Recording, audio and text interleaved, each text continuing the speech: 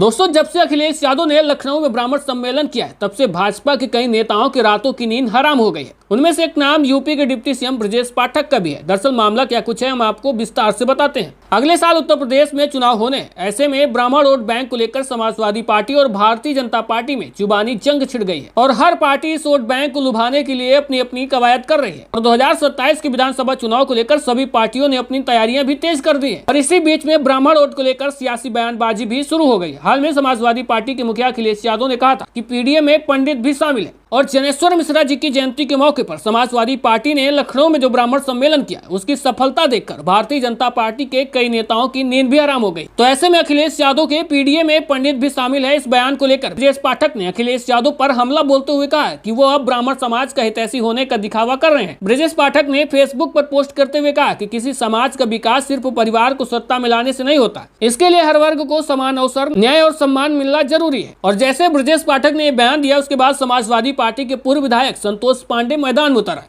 और उन्होंने पलटवार करते हुए सवाल किया कि जब अखिलेश यादव ब्राह्मणों के बारे में कुछ बोलते हैं या उनके लिए कुछ अच्छा करते हैं तो आपको तकलीफ क्यों होती है। संतोष पांडे का कहना है कि अखिलेश यादव पर आरोप लगाकर उप मुख्यमंत्री अपनी जवाबदेही से बच नहीं सकते। उन्होंने आरोप लगाया ब्राह्मण समाज उप मुख्यमंत्री ब्रजेश पाठक से उम्मीद लगाए, लेकिन सिर्फ बयानबाजी करके समाज को उलझाने का काम कर रहे हैं। उसके बाद सपा नेता संतोष पांडे का कहना है कि जब शंकराचार्य का मामला आया तब भी ब्रजेश पाठक मौन थे, उस पर भी कुछ नहीं बोले। विजय मिश्रा की बात आई तब भी कुछ नहीं कहे। खुशी दुबे की बात आई जो कानपुर की बेटी थी, उनकी मदद अखिलेश यादव ने की, ब्रजेश पाठक कुछ नहीं कर पाए। डॉक्टर घनश्याम त्रिपाठी की बात आई तब भी कुछ नहीं कर पाए। कबीर तिवारी की बात आई, उसमें भी कुछ नहीं कर पाए। यूजीसी का मामला आया, जब समर समाज ब्रजेश पाठक की ओर देख रहा था तब उनके मुंह से कुछ नहीं निकला। तो ऐसे में ब्राह्मण समाज के लोग खुद कह रहे हैं कि जब आपको पुतला बनकर ही काम करना है, चाहे उप मुख्यमंत्री बन जाए, चाहे मुख्यमंत्री बन जाए, चाहे प्रधानमंत्री बन जाए, आप किस काम के हैं।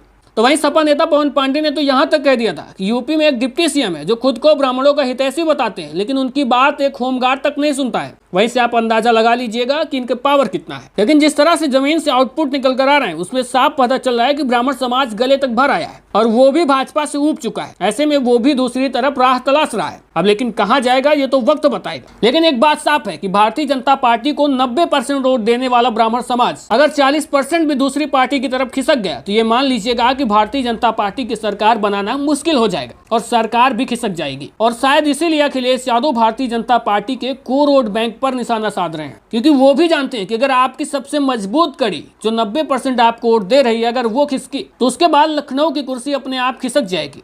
बाकी आप देखते रहिए आगे क्या कुछ होता है, क्योंकि ब्राह्मण समाज भी चाहता था कि जब उनके मुद्दों की बात आए तो कोई उनकी आवाज बने और उठाए, लेकिन उनको समझ लिया गया कि ये तो हमारे पार्टी के ही हैं, जाएंगे कहाँ। और शायद वही अब भारतीय जनता पार्टी को नुकसान कर रहा है और इसीलिए अखिलेश यादव की रैली के बाद भारतीय जनता पार्टी के अंदर खलबलाहट मची हुई है।